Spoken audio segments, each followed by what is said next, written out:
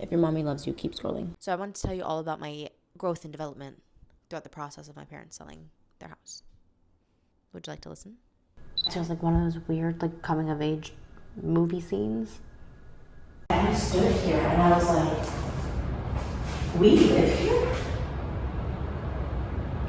This is our house? Very nostalgic, very sad, very much healing my inner child. This did not look like this when I grew up here. They just redid the whole house. I don't know. I have always felt like this house was going to be here forever. My family was going to be here forever. And I wait and I wait and I wait for the right time or for me to know enough. So I didn't want to talk about my childhood until I had something productive to say about it. And I didn't want to go to school for psychology until I had something productive to do with the degree. But I finally told my therapist, I think that my niche is helping moms who might have had a similar childhood to me, or at least in kind of the same position of like healing from their own moms to be a better mom. I'm getting close to 30 and it feels, embarrassing to even be like, I have mommy issues and I'm 30. I have learned, or it just hit me right now, something very obvious. If your mommy loves you, keep scrolling. What I just realized is something I've been trying to process for like 2 summers. The reason you're so afraid of being yourself is because you were bullied into hating yourself. Okay? I've spent too much time trying to come up with a appropriate label, because if you say abuse, people who have been abused worse than you are going to say, oh, that's not abuse. If you say bullying, people who were like ruthlessly bullied in high school are going to be like, oh, that's not bullying, I went through bullying. It's just the human nature. Everyone's been through something similar. So why are we all fighting about whose is worse? With all that being said, oh, look at my nails. Look, I actually just got these. How are you feeling about them? I really wanted the cheetah print. I didn't realize they were going to be oval. I don't know, this is my second time getting oval nails though, so like, is the universe trying to tell me something? Anyways, being yourself on the internet, right? Just being more authentically yourself, and the reason you're so afraid of being yourself is because you were bullied into hating yourself. Okay? And you gotta really think about this. Every time I post something super genuine to myself, I lose followers. Enough people have stayed though, you know what I mean? Like, why did you like that post? Aw, my little baby. I love you. Boop, boop, boop. Okay, it's done. Anyways. Oh, you're so dizzy now? Anyway, so why am I trying to run from my own Instagram account? To be a little bit more authentically myself. Like, the princess vibe, definitely authentic. Mommy! Yes, baby. Oh, the whole point was money. Sorry, I just like went on that side tangent. I'm talking to myself in my camera. What are you doing? I just think our whole generation kind of didn't get the same loving experience that our kids are getting. And our parents didn't get that, and their parents definitely didn't get that. You know what I mean?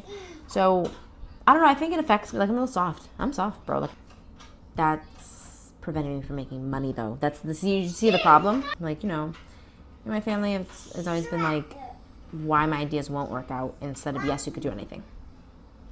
Okay? If you are not confident in your decisions and your passions, you're never going to get yourself out there.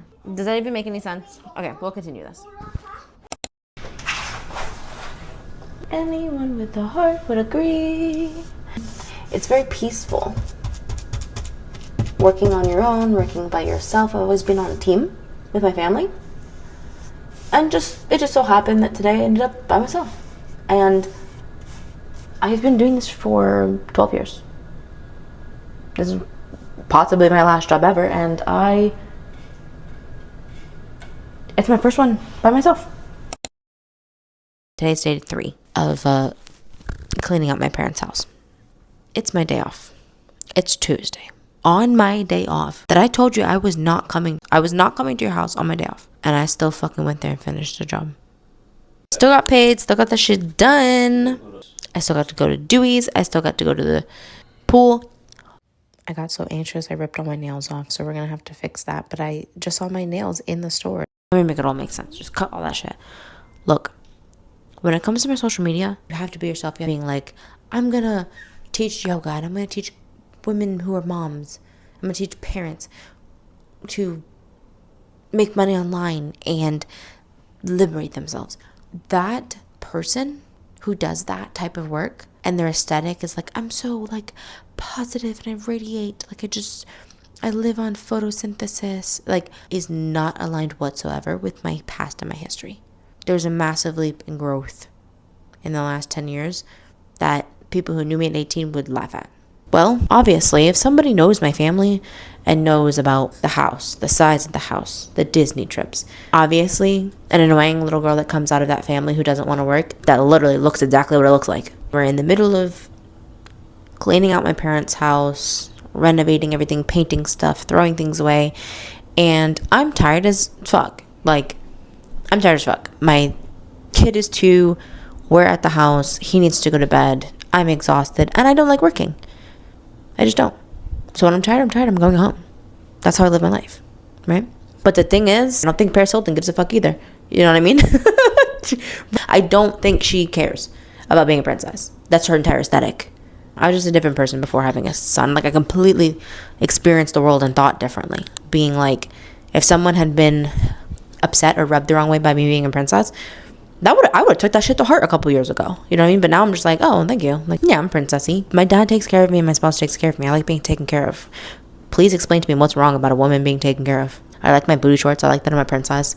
I like being Jigglypuff. You know what I mean? So that's part 1. Part 2 was my mom's a princess, so I'm a princess. Part 3 was I called my mom and I was like, this working thing is actually getting a little crazy. I'm being dead ass about being a stripper like this summer. I was like, my whole point of this conversation was, you don't care. You don't give a fuck. You don't care if I'm a stripper. My mom doesn't care if I go do yoga or if I'm a laundry model. My mom doesn't care if I'm a medical receptionist. My mom's still gonna bully me about whatever I do. She doesn't give a fuck if I'm a stripper. But anyways, you can't care what your mommy thinks so bad and then like not fulfill your dreams, because that's really sad. And number 1, I love being a princess like Paris Hilton. Number 2, I don't dream of labor like my mommy. And number 3, damn, I'm like my mommy a lot, which means I should be young and sexy because she was young and sexy, but she wouldn't like be young and sexy. Like, she got in trouble for wearing red lipstick and anklet. That's not about to be me, you know? I gotta be a MILF.